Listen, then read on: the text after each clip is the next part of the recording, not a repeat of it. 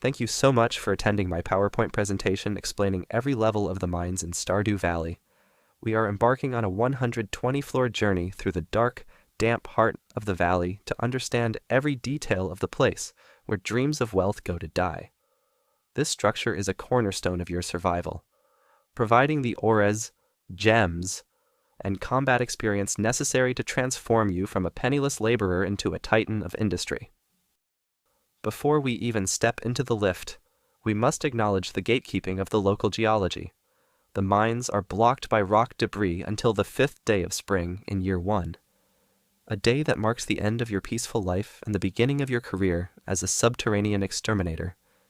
Upon entering, you meet Marlin, who hands you a rusty sword. This weapon is essentially a decorative toothpick with 2 to 5 damage, but it is the only thing standing between you and a very embarrassing death at the hands of a gelatinous blob. Navigating these floors requires a ladder, which is your only ticket to the next layer of this hellscape. You have a base 2% chance to find one every time you break a rock, though this is influenced by your daily luck and any buffs you have consumed. Every monster you kill has a 15% chance to spawn a ladder, which means violence is literally a productive navigation strategy. If you encounter an infested floor, you must slaughter every living thing on that level before the exit will manifest. Floors 1 through 9 feature the brown earth theme. Copper ore begins appearing on floor 2, providing the fundamental materials for your first tool upgrades. The enemies here are relatively pathetic, consisting of green slimes with 24 health and rock crabs that hide under stones. You can identify a rock crab by its subtle brown pixels, and the fact that it has a lighter shadow than a regular rock. Floors 11 through 19 introduce weeds and more aggressive pests. Floor 12 and Floor 18 both contain mine carts filled with 6 coal, which is a guaranteed gift from the mountain. You will meet grubs here, which have 20 health and a nasty habit of turning into cave flies if you do not kill them quickly enough. Floor 19 is a spiral pattern, a layout designed specifically to waste your time and test your patience. Floor 10 grants you the leather boots, providing a single point of defense and immunity. Floor 20 is the location of the steel smallsword, and it serves as a fishing spot where you can catch ghost fish, stonefish, or cave jelly. From the entry levels to the deeper earth, we find the difficulty beginning to simmer like a pot of forgotten parsnip soup. Floors 21 through 29 maintain the brown earth theme, but increase the density of duggies.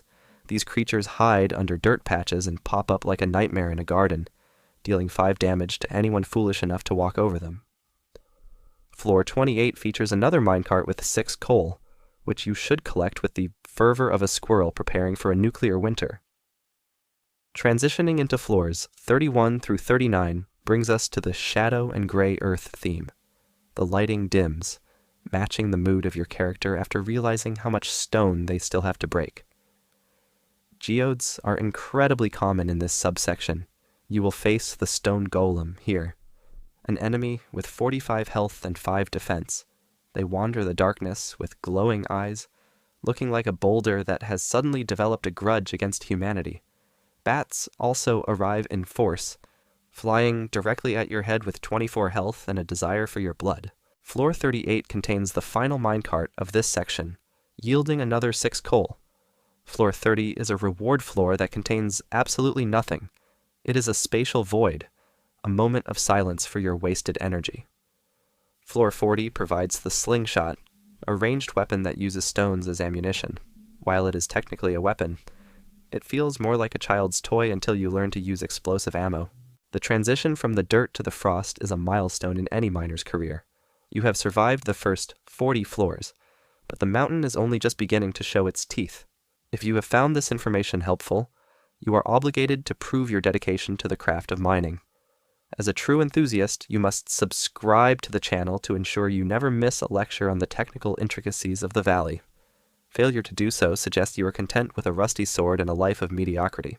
From the shadows to the sub-zero, let's discuss the frozen section of the mines. Floors 41 through 49 introduce the frozen earth theme, where everything is draped in a chilling blue hue. This is the era of iron ore, which is essential for crafting quality sprinklers and lightning rods.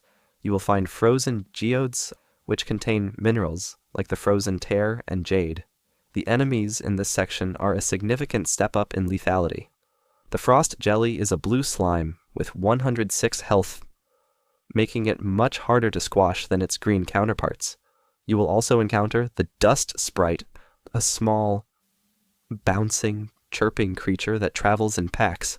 While they only have 40 health, they are your primary source of coal. Slaying 500 of them is a goal for the Adventurers Guild, and it rewards you with the Burglar's Ring, which is arguably the best item for anyone who likes looting. Floors 51 through 59 introduce ghosts. These entities have 96 health and can fly through walls, which is a blatant violation of the rules of engagement. When struck, they teleport away, forcing you to play a lethal game of hide-and-seek. They drop solar essence, which is a vital component for high-level crafting. Floor 52 has a bag containing 6 coal and a guaranteed ladder, even if the floor is infested. Floor 58 also provides a 6 coal bag. Floor 59 returns to the dreaded spiral pattern, because the mountain loves a theme. Floor 50 provides the Tundra Boots, giving you 2 defense and 1 immunity.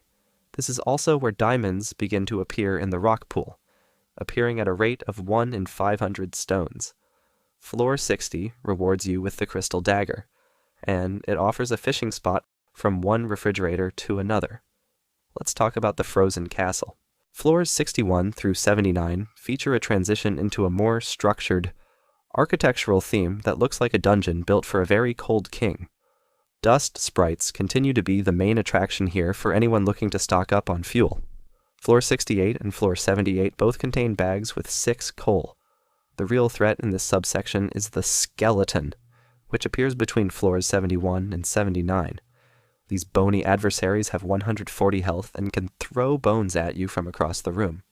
These bones pass through obstacles, making the skeletons the snipers of the frozen section. You must close the distance and hit them to interrupt their throwing animation, or prepare to be pelted with fragments of their former selves. You should be collecting every node you see to prepare for your mid-game expansion. Frozen Tears and Jade are common mineral finds, both of which are excellent for gifting or trading. Aquamarine also makes its debut here, appearing in gem nodes that sparkle with a cold light. Floor 70 contains the Master Slingshot, an upgraded version of the previous slingshot that can fire much more powerful ammunition. Floor 80 rewards you with the Firewalker Boots, which provide 3 defense and 3 immunity. These boots are a prerequisite for the heat of the next section, as they represent your final protection before the environment turns literally molten.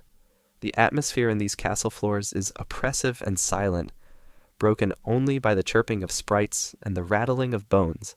From the freezer into the furnace, we have arrived at the lava mines. Floors 81 through 89 introduce the purple and lava-themed earth. This is the wealthiest section of the mines, but it is also the most hostile. Gold ore becomes the primary objective, alongside magma geodes and high-value gems like emeralds and rubies. The enemies here are designed to end your run as quickly as possible. The red sludge is a red slime with 205 health and 16 damage, acting as a sentient wall of pain.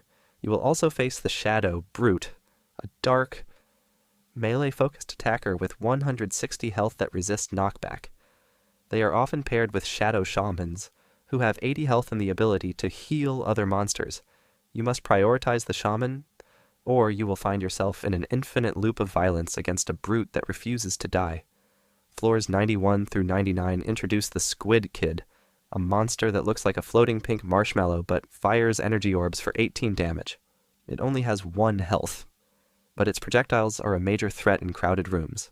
Floor 92 and Floor 98 both feature minecarts with 6 coal.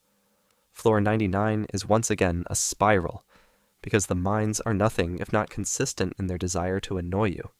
Floor 90 provides the Obsidian Edge, a powerful sword that deals 30 to 45 damage. Floor 100 is the crowning achievement of the section, containing a star drop that permanently increases your maximum energy.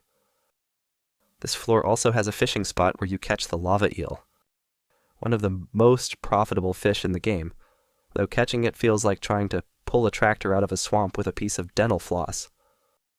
From the lava to the final descent, we enter the crimson-themed floors, where the stakes are high and the rocks are red. Mystic stones begin to appear on floor 101, appearing as rare nodes that can contain prismatic shards or iridium ore. These are the most valuable objects in the mines, and seeing one should trigger an immediate survival instinct to clear the area and claim the prize. Lava crabs also reside here, disguising themselves as gold-veined rocks to lure in the greedy. You must use a pickaxe to knock them out of their shell before they can be damaged effectively. Metal heads are another nuisance found in these depths. They only have 40 health, but they possess a massive 8 defense, meaning most of your attacks will do almost nothing. They resist knockback and require multiple hits to kill, acting as a physical barrier between you and your gold. Floor 108 and Floor 118 both offer the final minecarts with 6 coal. Floor 110 rewards you with the Space Boots, providing 4 defense and 4 immunity. These are the ultimate protection for the standard mines, looking like something a fashionable astronaut would wear to a rave. Floor 120 is the final floor, containing no enemies and a chest with the Skull Key.